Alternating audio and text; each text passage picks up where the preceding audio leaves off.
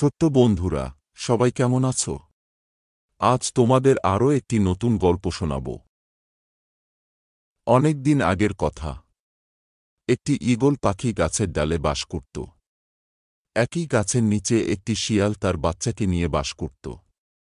একদিন শিয়াল যখন তার বাসা থেকে বেরিয়ে এলো, তখন ঈগল পাখি শিয়ালের তার বাচ্চাদের খাওয়ানোর জন্য নিয়ে গেল।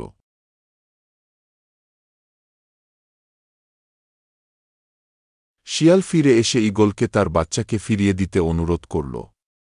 ঈগল পাখি জানত যে শিয়াল তার বাসাতে পৌঁছাতে পারবে না, তাই সে শিয়ালের অনুরোধের প্রতি কোনো মনোযোগ দেয়নি। তখন শিয়াল এক বুদ্ধি বের করল। সে পাশের গ্রাম থেকে আগুন নিয়ে এল, আর গাছের নিচে আগুন ধরিয়ে দিল। আগুনের উত্তাপ ও ধোঁয়ায় ঈগল পাখি হতবাক হয়ে গেল। তার বাচ্চাদের জীবন বাঁচাতে সে দ্রুত শিয়ালের কাছে এসে শিয়ালের বাচ্চাকে ফিরিয়ে দিল। এই গল্প থেকে আমরা কি শিখলাম? সহানুভূতি, নিরাপত্তার প্রতি মনোযোগ এবং সংকটের মুখে দ্রুত সিদ্ধান্ত নেওয়া জীবনের গুরুত্বপূর্ণ দিক।